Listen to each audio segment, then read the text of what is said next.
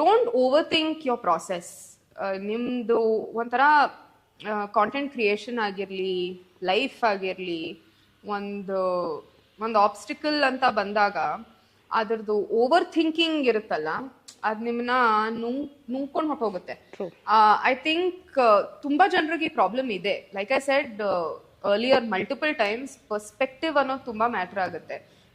ನೀವು ನಿಮ್ ಪರ್ಸ್ಪೆಕ್ಟಿವ್ ಅಲ್ಲೇ ನೋಡಿ ಅದೊಂಥರ ಓವರ್ ಥಿಂಕಿಂಗ್ ಮಾಡ್ಕೊಂಡು ಅದ್ರಲ್ಲಿ ಮುಳುಗೋಗೋ ಬದಲು ಒಂದ್ 3 ಜನದ ಹತ್ರ ಮಾತಾಡಿ, ಅವ್ರ ಪರ್ಸ್ಪೆಕ್ಟಿವ್ ತಿಳ್ಕೊಳ್ಳಿ, ಇದನ್ನ ಬೇರೆ ಹೇಗ್ ನೋಡಬಹುದು ಅಂತ ಒಂದು ಐಡಿಯಾ ಇಟ್ಕೊಂಡು ಮುಂದುವರಿಸಿ.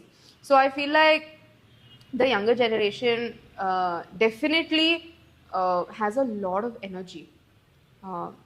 ನಾನು ಹೇಳ್ಕೊಂಡಿದ್ದಷ್ಟು ನೆಗೆಟಿವ್ ಆಗೂ ಇಲ್ಲ. ತುಂಬಾ ಜನ ತುಂಬಾ ಪಾಸಿಟಿವ್ ಆಗಿದ್ದಾರೆ, ತುಂಬಾ ಎನರ್ಜಿ ಇದೆ, ನನ್ನ ಲೈಫಲ್ಲಿ ಇದು ಮಾಡೇ ಮಾಡ್ತೀನಿ ಅನ್ನೋ ಒಂದು ಗುರಿ ಇಟ್ಕೊಂಡು ಏನೇ ಆದ್ರೂ ಅದನ್ನ ಹೇಗೋ ಒಂದು ರೀಚ್ ಮಾಡ್ತಾರೆ. ಆ ಒಂದು ನಿಮ್ಮಲ್ಲಿ ಇರೋ ಒಂದು ಎನರ್ಜಿ ಇದೆಯಲ್ಲ, ಅದನ್ನ ಯಾವತ್ತೂ ಬಿಟ್ಕೊಡ್ಬೇಡಿ. ಅದನ್ನೇ ಕಂಟಿನ್ಯೂ ಮಾಡಿ and stay true to yourself. And like ಇನ್ನೊಂದು ನಾನು ಹೇಳ್ದಂಗೆನೆ, ಎಲ್ಲದಕ್ಕೂ ಪ್ರೋಸ್ ಕಾನ್ಸ್ ಇರುತ್ತೆ. ಕಾನ್ಸ್ ಬಗ್ಗೆ ಒಂದು ಥಾಟ್ ಹೋಗ್ಲಿ, ಬಟ್ ಅಲ್ಲೇ ಉಳ್ಕೊಂಡ್ಬಿಡ್ಬೇಡಿ ಕಾನ್ಸ್ ಅಲ್ಲಿ.